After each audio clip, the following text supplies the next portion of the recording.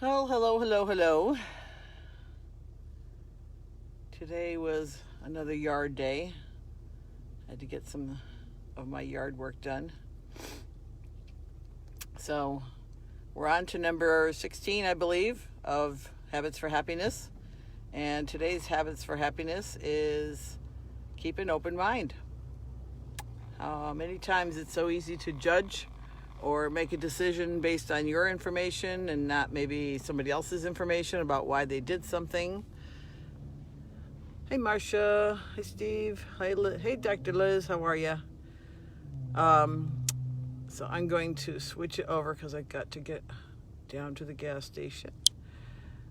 Hi, Cheryl. So keeping an open mind can be tricky. I think, it's nice to be able to know everything, but not too many of us do. It's also nice to know something about something that somebody else does and be able to share that information with them.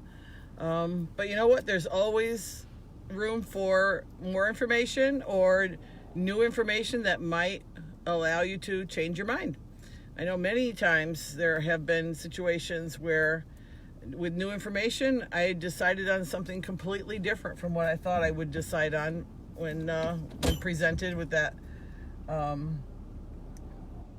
information. So keeping an open mind, I think, is a really good trait. It helps me to evaluate what I think about something, how I want to proceed maybe at a given situation or some circumstances that come up. And in terms of this virus, I think it's also really important to look at, well, first of all, I don't think anybody knows anything. It seems like there's just so many variables that it's almost mind-boggling.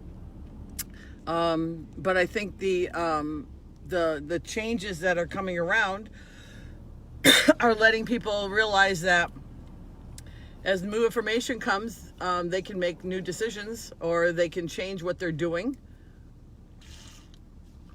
I think it's good to listen to different points of view about how this might be impacting you or your family.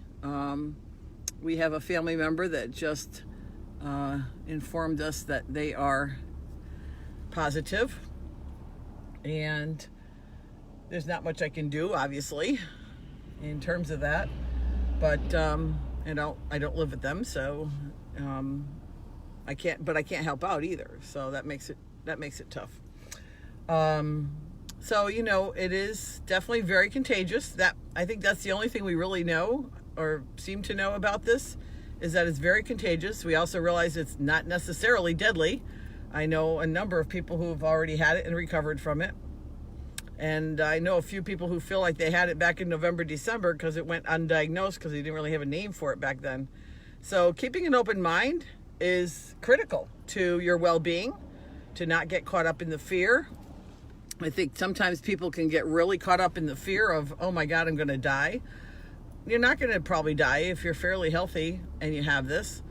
And that's just the facts, Yes, people will die, I know, but people die every year of a lot of different things too, between the flu and addictions and, environmental things and, abuse. And I mean, you name it, there's a lot of that in the world, unfortunately.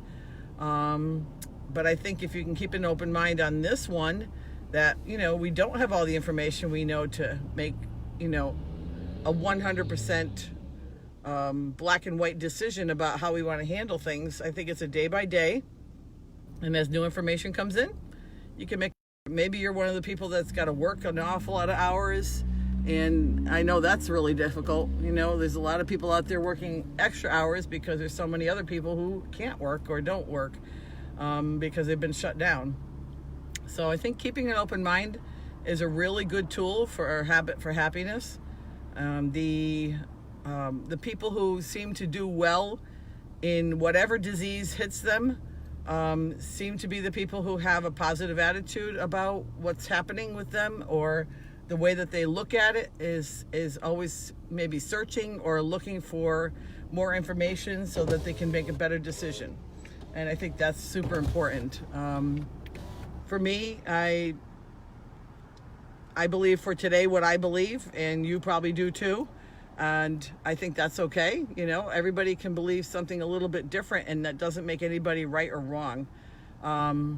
You know, depending on where you get your information or who you're listening to is going to determine what you think about this.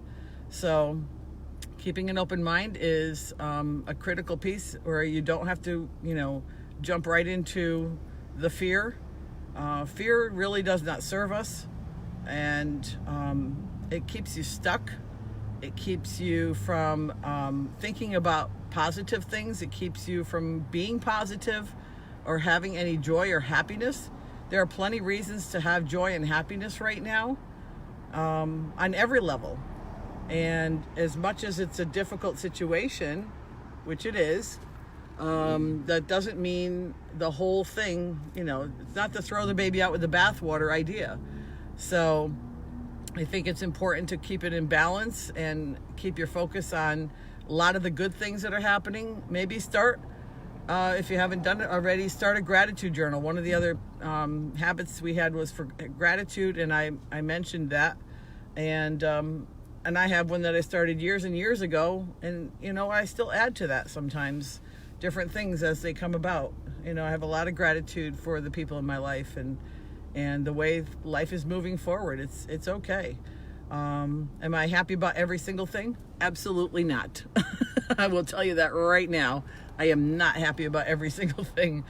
But I am overall feeling like, you know, at some point we're going to get past some of this stuff and kind of redefine how our life is going to look. And keeping an open mind in that new happening whenever this kind of gets to a place where people are a little bit more comfortable going out or doing the things that they want to do. I think that's going to be when, you know, you're going to see, like, keeping an open mind might be helpful in terms of even that, like knowing what you want to do next. You know what I mean? Maybe there's going to be some new guidelines that are going to be critical for us to know about, that are going to be coming through from research, based on, you know, people who've had it and have recovered. Over 500,000 people have recovered from COVID-19. They don't talk about that on the news very often, so you know, we're always hearing about how many died today.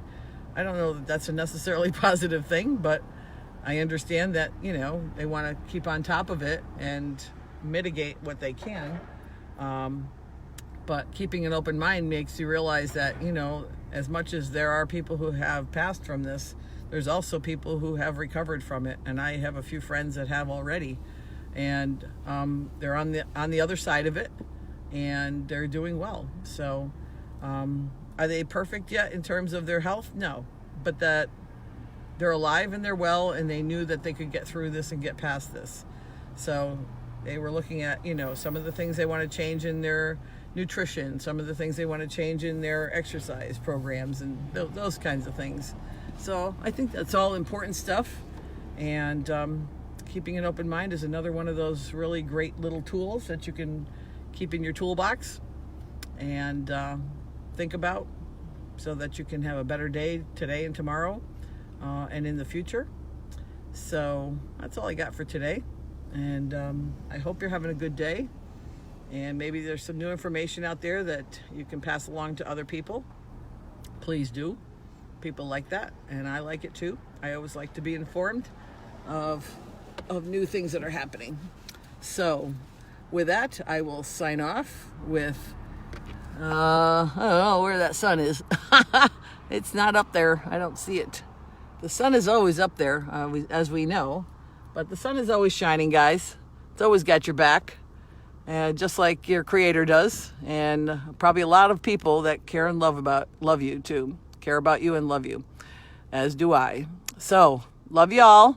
Signing off for now, and I'll be back with tomorrow with number, I think, 17. I got to double check where I'm at.